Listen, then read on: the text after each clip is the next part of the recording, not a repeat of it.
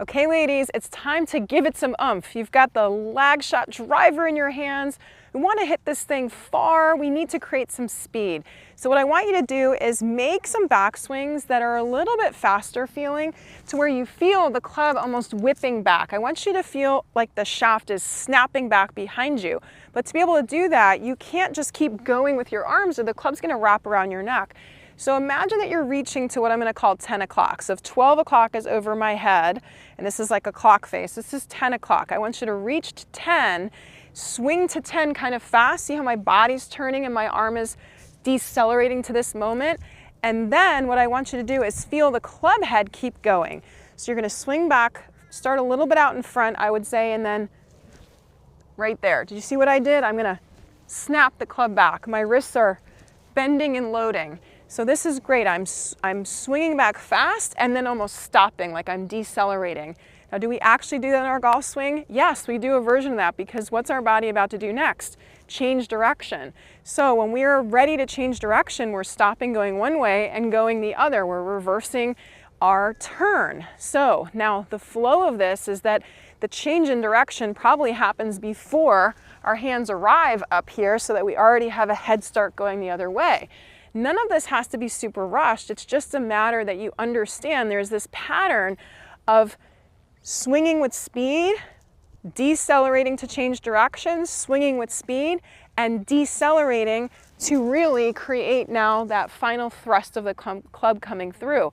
If I move like this and I finish and I spin out without balance because I'm kind of really trying to swing hard, I've actually never transferred energy to the club.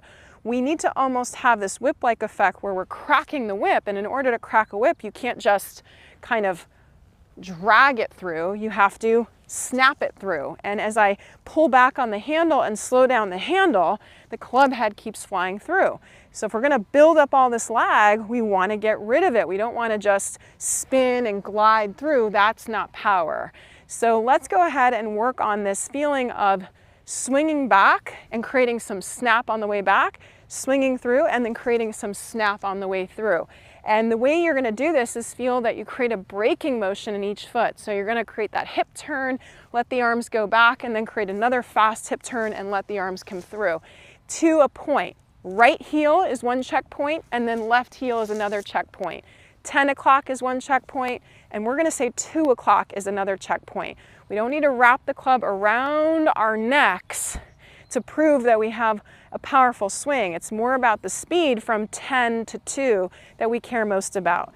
So this is what it looks like when we put it all together.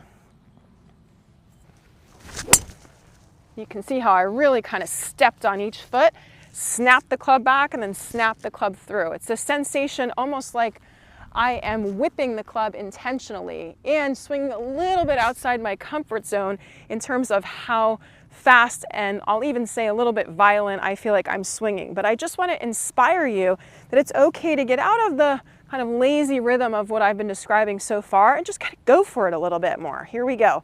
Full turn, but a nice deceleration. Turn to 10, turn to 2. Okay, so you can see I maintained my width, I stretched to each position, but there was some speed getting to each side of that swing. So try these little faster swings, experiment. You're going to notice that there's a different sensation of what the shaft is doing, how it's responding to maybe a slightly different up tempo.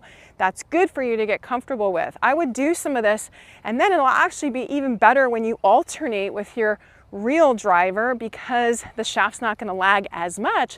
It'll be easier to time. This is going to be the harder test to see if you can actually make some contact and feel that speed start to develop, because when you go to a normal shaft that's not this whippy and this heavy, it's going to be a breeze. It's going to translate really, really well.